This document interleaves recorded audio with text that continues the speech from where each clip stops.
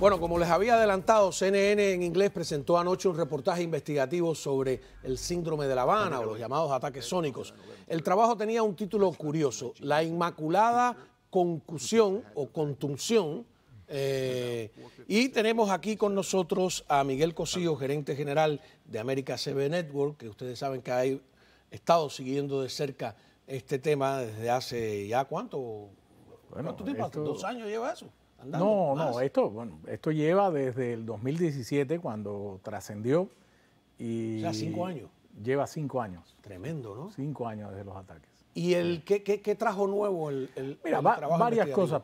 Primero, Juan Manuel, me gustaría empezar poniendo en contexto, porque sobre todo nosotros que venimos del mundo del periodismo, las casualidades siempre tienen alguna conexión directa con la realidad.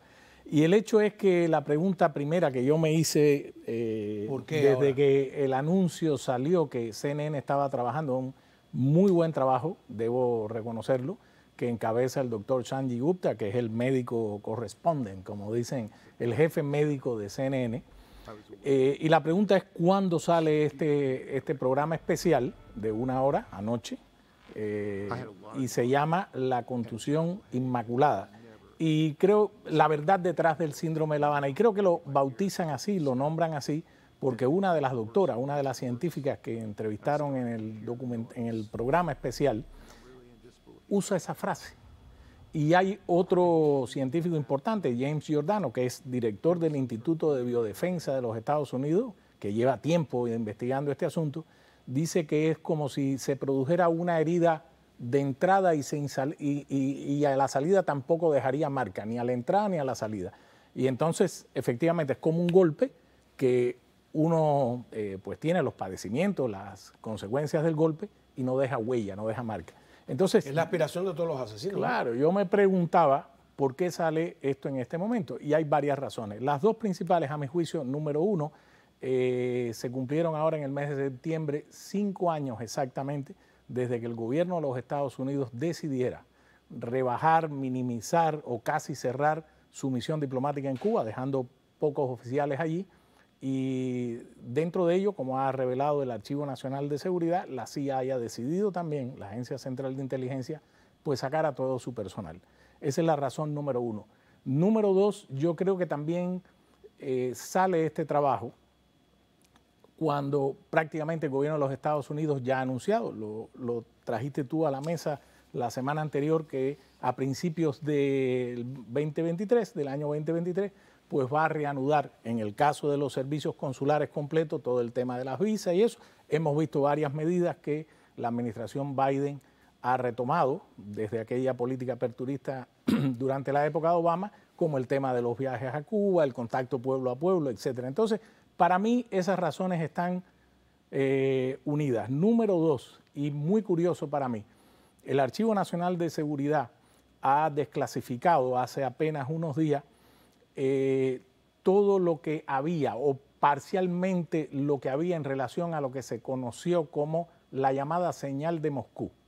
La señal de Moscú o el misterio de las microondas, ellos lo que desclasificaron fue parte de 2 proyectos que la dirección o digamos el área de investigación del Departamento de Defensa de los Estados Unidos, ARPA, en 2 proyectos que se llamaban Bizarre y Pandora, me parece Pandora, han revelado 2 cosas importantes. Número uno, el entonces vicepresidente de los Estados Unidos, Richard Nixon, y su esposa Pat, hicieron un viaje a Moscú en el año 1959. En el segundo segmento de ese tema. Te quería preguntar, ¿por qué Moscú? O sea, por ejemplo, ¿se supone que China es el segundo país del mundo donde han ocurrido estos eventos o no? Sí, después de Cuba sí. ¿Y por qué, tengo entendido, porque yo no lo vi el documental, que el énfasis está en Moscú y no en Pekín? Bueno, por varias razones que era lo que te quería contar. Gupta primero viaja a La Habana. El doctor Sanjay Gupta viaja a La Habana y allí entrevista a Bruno Rodríguez Parrilla, el canciller cubano. Ya que este es el primer médico del cuerpo sanitario de la CIA. Sí. Yo creo que tenemos lo que él declaró en el... No, Gupta es el jefe médico de CNN, que es el que hace el reportaje, él ha entrevistado por primera vez a Paul Andrew, que es un seudónimo. Ese hombre era un médico de la Agencia Central de Inteligencia que en el año 2017, cuando conoce los primeros reportes de los ataques de estos misteriosos incidentes, viaja a La Habana, a pesar de que todos sus colegas en la CIA le habían dicho, estás loco, vas a viajar. Él viaja y le ocurre lo que vamos a contar. Vamos a ver qué dice, adelante. I slept in my jeans and a t-shirt in case I had to evacuate quickly. At about 4:56, 4:57, I was awakened with severe pain in my right ear. I had a lot of nausea and a terrible headache, and I've never suffered from headaches before. The amount of ringing in my ears was just astounding. And things were getting worse and worse and worse. And I started to hear the noise, and I'm really in disbelief. A ver. Este hombre va a investigar, Él va a investigar los ataques sónicos y es víctima de un ataque. Él se hospeda en el Hotel Capri de La Habana y primero, un hombre con cierto entrenamiento duerme en jeans y con una camiseta puesta, y lo primero que le llama la atención es que a la altura, en la habitación que estaba, no hay ningún edificio circundante desde donde, un hombre experimentado, desde donde pudo haber sido transmitida esta señal. ¿Y la habitación de al lado? No, cuando él sale al pasillo, él se da cuenta, curiosidad, las habitaciones en el Hotel Capri, donde él estaba, en el piso que estaba, tú normalmente en cualquier hotel que visitas, en cualquier ciudad del mundo, tú ves el conjunto de habitaciones en el largo pasillo de ambos lados y al final ves un pantry, etcétera. No. Cada habitación al lado tenía como un lugar pequeño, como una cosa, y la única razón que él concluye, que se puede concluir, es que desde ahí fue que le lanzaron una pulsación de radiofrecuencia. Que Cuba sabe que este médico, que es de la CIA, va al país a investigar algo y que le dan pruebas de que sí. Mira, ahí es donde está el misterio. Primero, Sanjay Gupta y CNN no ha concluido por sí mismo nada. A mí lo que me gustó del trabajo es que, primero, el televidente saca sus propias conclusiones y las conclusiones que exponen los expertos a quien él entrevista son tan fuertes que evidentemente viene a corroborar mucha de la información que ha salido durante estos 5 años sobre este fenómeno. Entonces, eso es lo primero. Él entrevista a este hombre, que además está a lo largo de todo el programa, y todavía hasta ahora, reciente, tiene problemas con lo que le pasó desde el punto de vista auditivo. El 100% de los 25 personajes que en Cuba fueron víctimas, diplomáticos y entre ellos oficiales de la CIA, incluyéndolo a él, el 100% ha tenido problemas auditivos. Es decir, casi todo. Después te voy a contar algo que le ocurrió, que no revela CNN, pero sí otra importante revista que he podido tener acceso, la revista Zeit alemán, que revela quién fue el paciente cero, un oficial encubierto en la CIA que en diciembre del año 2016 es la primera víctima. Ahora, mi pregunta es, ¿trata el documental de pasarle la mano al régimen castrista? Antes de que me responda, yo creo que podemos compartir lo que a mí me parecen curiosas declaraciones por parte del canciller del régimen. Teníamos una gráfica, porque no, por supuesto, tienen de los derechos de autor. Dice, no importa nada lo que yo piense, porque esto fue que le preguntaron, ¿no? ¿Qué piensa él de esto?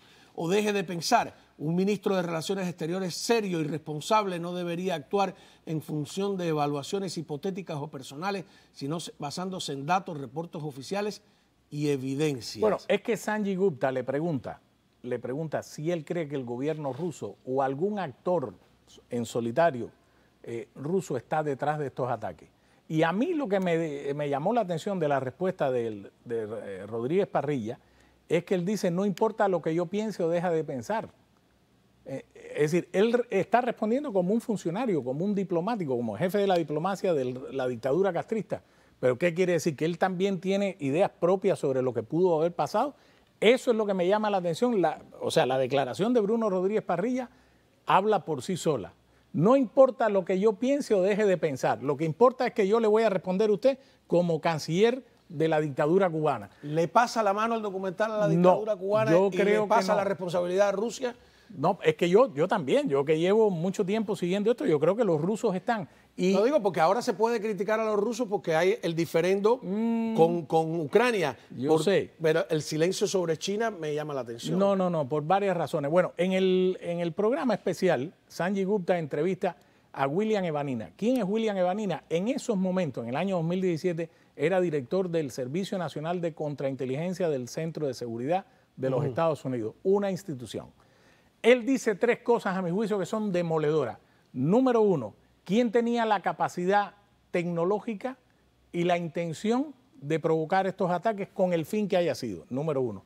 Número 2, en ese momento en el que Estados Unidos ha abierto una nueva política hacia Cuba, está saliendo la administración Obama y una administración entrante, recordemos que esto es diciembre del año 2016, a los rusos no les debe haber gustado o les preocupó en demasía que Estados Unidos haya empezado a tener botas en el terreno para la recolección de inteligencia. No les gustó. Esa es la segunda conclusión a la que llega William Evanina. Y la tercera conclusión es, él dice que su impresión, y nadie lo va a convencer de lo contrario hasta que se lo demuestren, es que fueron actores rusos. Lo dice él. Ahí dice, mi opinión es que el gobierno ruso está detrás de esto solo o en contubernio con el gobierno cubano. Eso es. El solo ya le están pasando la mano. En Cuba es raro que se muevan sin permiso del gobierno cubano. Bueno, mientras eso es no me demuestren lo contrario, seguiré creyendo eso. Así es. El ex jefe del Centro Nacional de Contrainteligencia y Seguridad de los Estados Unidos. Y hay otro actor importante que se llama James Giordano, que es el director del Instituto de Biodefensa de los Estados Unidos, que él dice también 3 cosas demoledoras. Dice, número 1, esta arma, si es que existe, es muy pequeña. Tú y yo que estamos sentados uno al lado del otro, desde aquí yo puedo transmitir. Número 2, puede ser introducido. O sea, no es un equipo gigante. No es un equipo gigante, por partes. Y número 3, y dice... Los equipos podrían ensamblarse en el lugar. Y los componentes podrían ser introducidos en el país por parte. Eso le pasa la mano a Cuba porque deja abierta la puerta de que pero rusos Cuba no tiene chinos, la capacidad tecnológica para eso. Sí, pero que lo hicieron sin que Cuba se enterara. No. Acuérdate, este no es un oficial. Yo pienso en la política de la Casa Blanca. Están en problemas con Rusia, pero a la misma vez al cómplice de Rusia en el continente. No, Juan Manuel, no se pueden ver las cosas así. Estamos hablando. Pero fíjate, vamos a volver a la frase. Pero ese no es un oficial de contrainteligencia. Ese es un científico, James Giordano. Yo que he seguido esto desde hace bastante tiempo y he leído, empapado, he hablado con especialistas, porque además me causa mucha curiosidad, independientemente que yo sí creo que la mano de Cuba estuvo o por comisión o por omisión detrás de estos ataques.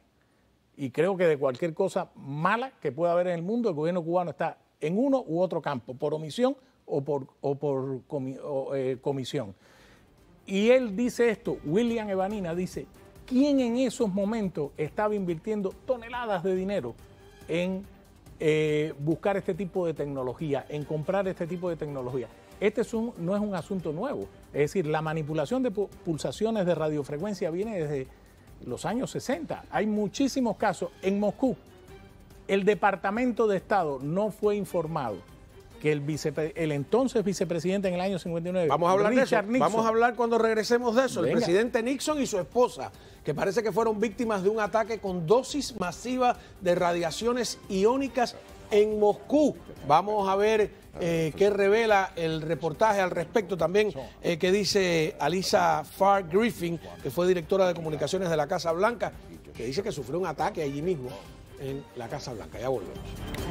A ver, no el reportaje, pero sí el Archivo Nacional de Seguridad ha dado detalles sobre lo que se supone fue un ataque masivo de radiaciones iónicas que recibieron el presidente Richard Nixon y su esposa cuando todavía no era presidente, pero sí estaban en Moscú, según nos cuenta Miguel Cosío, gerente general de America CB Network, que está con nosotros. ¿Cómo es eso? Así fue. Bueno, Richard Nixon viajó con su esposa Pat a Moscú y en la residencia del embajador, pues ahí recibió un ataque fuerte, según el reporte, de ionización en radiofrecuencia. El fenómeno de la ionización, bueno, viene desde el punto de vista ya sea químico o físico, de la manipulación de cargas eléctricas de átomos o moléculas. Imagínate si eso en el año 59.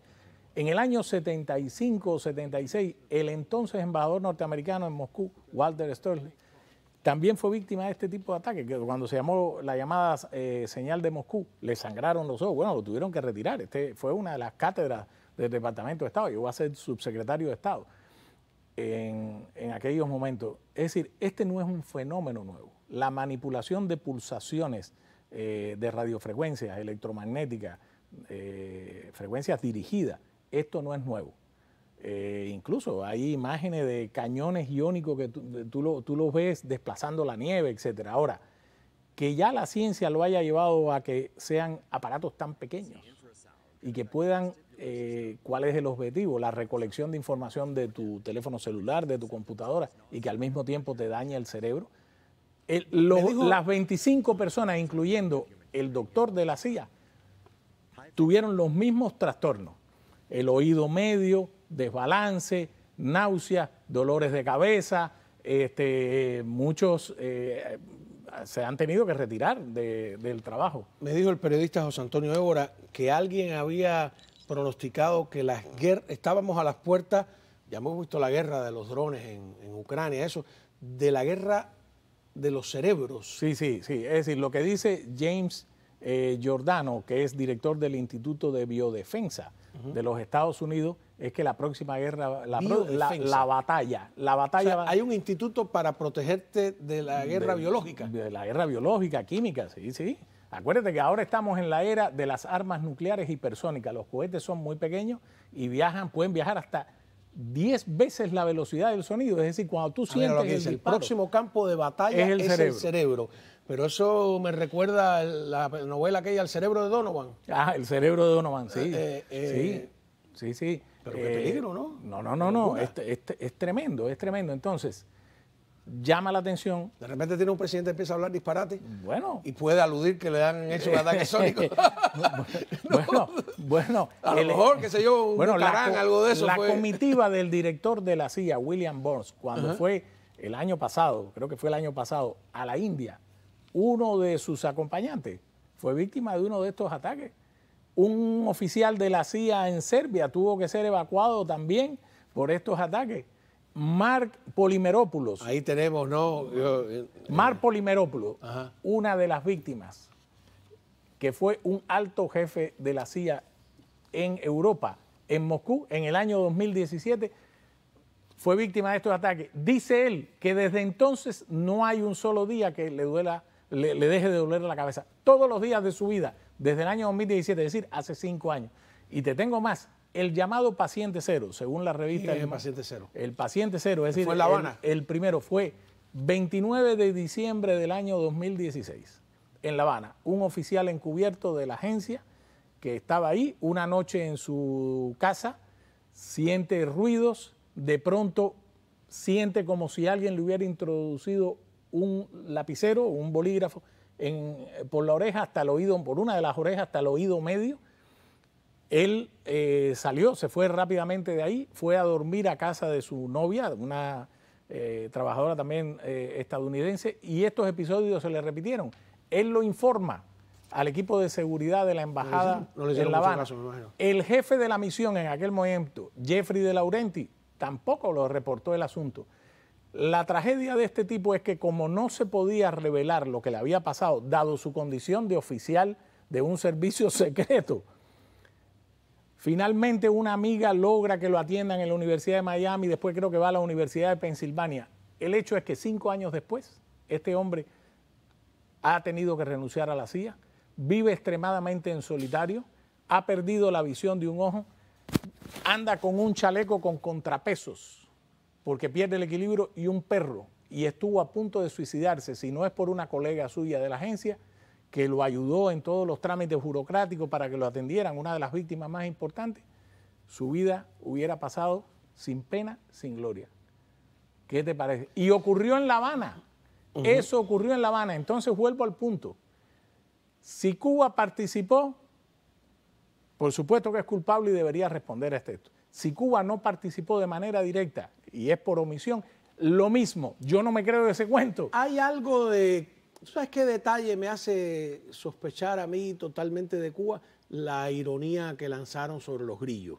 Es una típica respuesta de un culpable, mira, que en el fondo alardea de lo que hizo, pero no lo puede revelar. No, pero es infantil además. Sí, es una cosa burlona, ¿no? Bueno, Sanjay Gupta entrevistó a uno de los directivos de una institución cubana, creo que se llama porque fueron a ver un especialista en grillo y lo sacaron en televisión. Y entrevista también respeto, ¿no? A un teniente coronel que estaba sentado en la entrevista junto a, supongo que era su jefe, porque estaba vestido con los grados de coronel, un grado superior, y vuelve a la negativa. Nosotros no tuvimos nada que ver, eso es invento de Estados Unidos, etcétera. Es decir, no hay una admisión en lo absoluto. Y la pregunta que yo me hago es, después de todo eso, el secretario de Estado Blinken ha dicho no una, sino varias veces, no vamos a dejar piedra sobre piedra hasta que no sepamos qué pasó. Vino la ley Habana, que es la ley que le da compensación y protección a las víctimas, ¿correcto? Y todo ha pasado, todo se ha quedado en el olvido, nadie ha querido revelar nada más. Y la misión diplomática en La Habana se está reabriendo, uno puede entender, por el fenómeno migratorio, 180.000 cubanos que ya han llegado en los últimos meses aquí, y el gobierno de los Estados Unidos quiere buscar alguna solución al tema migratorio. Eso es comprensible. Pero sin todavía nosotros tener tener que Cuba una va a renunciar a seguir presionando a los diplomáticos norteamericanos en La Habana ahora? Esa es la esencia. ¿Entrevistaron a algún otro funcionario además de Parrilla? Sí, entrevistaron al director de una institución cubana, te mencionaba, el tal Mitchell Valdés. Ajá, que dice, cualquier cosa es posible, podría ser un hombre. Esos son los disparates que dice. Director del Centro de Neurociencia de Cuba. Por Dios, un científico hablando, claro, habla desde el punto de vista político. Y entrevistaron también a este teniente coronel que te digo. De las tres declaraciones, la que más me llamó la atención fue la de Bruno Rodríguez Parrilla. Bueno, yo me acuerdo que todos los que entrevistaron eran miembros del partido, eso sí. Claro, pero tenían cargos. Bruno Rodríguez Parrilla dice, no importa lo que yo piense o deje de pensar. Sí, ahí lo vimos, no, sí importa, porque una cosa es que tú hables burocráticamente con el cargo que te dio Raúl Castro y otra cosa es lo que hay de fondo. Por eso las declaraciones de William Evanina, no estamos hablando de cualquier funcionario, estamos hablando de un hombre que fue director de la Contrainteligencia Nacional del Centro de Seguridad, que él dice, creo que fueron los rusos y nadie me va a sacar de mis sospechas porque estoy firmemente convencido de ello, dado que tenían la capacidad tecnológica, habían invertido toneladas de dinero en esa época sobre este tipo de experimentos de radiofrecuencia y tenían la intención. Ahora, que haya actuado solo o en cortuvenio con el gobierno de Cuba, esa será otra película. ¿Y Mark Lenzi? Mark Lenzi era un oficial de seguridad del equipo de seguridad del Departamento de Estado y es una de las víctimas que ha demandado incluso al Departamento de Estado por este tema. Y habla ahí, está en el reportaje de CNN. ¿Y quién es quien dice que en la propia Casa Blanca recibió un ataque? Bueno, eso lo dice la que fue directora de comunicaciones de la Casa Blanca en su despacho, en su oficina, Alisa Farah Griffin. Entonces ya ahí no puedes decir que es Cuba. No, pero acuérdate que han habido episodios de esto. En Vietnam hubo también. No. En Vietnam lo que hubo fue la sospecha en un viaje que estaba dando la vicepresidenta Kamala Harris, que su avión tuvo que ser retrasado y va a llegar ahí ante la posibilidad de que hubiera uno de estos ataques. Pero mira, han habido en China, Uzbekistán, Afganistán, Viena, una de la segunda ciudad más importante después de La Habana, y tanto como en China, fue Viena. ¿Por qué? Porque Viena es una ciudad donde desde la Segunda Guerra Mundial se mueve el espionaje internacional, eso es sabido. Viena, Londres, París, Berlín, Bogotá, Colombia, Washington, Virginia, Miami también. Aquí hubo episodios reportados por la prensa, creo que fue el Washington Post, ya no me acuerdo. Y James Lynn, que era el profesor emérito de ingeniería de la Universidad de Chicago, ¿también fue víctima? No. Él es un entrevistado. Él es un entrevistado y él concluye que esto no queda, o sea, esto tuvo que haber sido intencional. Él explica desde el punto de vista científico, desde el punto de vista físico. Otra idea que vendió Cuba y creo que Moscú era que como que había una paranoia colectiva por parte de los diplomáticos norteamericanos. O sea, los 25 diplomáticos estaban todos muertos de miedo. Los mismos 25 diplomáticos u oficiales norteamericanos, los mismos sufrieron los mismos síntomas ¿Y los 20 canadienses? Dos cosas a aclarar al público que nos ve en Cuba. Todos los días me encuentro entre los 180 y tantos mil que han llegado, que nos dicen que nos ven desde Cuba. Número uno, las razones de por qué tuvieron que cerrar. No es que los americanos fueran inhumanos, etcétera. Correcto. Y número dos, cuando aquí hablamos de oficiales de la CIA en la embajada, pues el cuerpo diplomático de muchos países es utilizado como una fachada ¿Y el de Cuba de la en Washington? Aquí las dos embajadas, la de Cuba en las Naciones Unidas en Nueva York y la de Washington, está lleno de espías. Alcibiades Hidalgo, que fue embajador de Cuba ante las Naciones Unidas, me dijo a mí una vez que el 60% del personal diplomático cubano en Nueva York eran agentes de la inteligencia. Digo para que no, porque ahora, oye, mira, que tenían agentes de la CIA en La Habana. Y que la CIA aquí es una institución con un edificio normal, no es un lugar secreto con un sótano, claro, ni nada por eso, porque a lo mejor se creen en Cuba algo así. Muchísimas gracias por haber estado aquí con nosotros. Mira, cuando regresemos,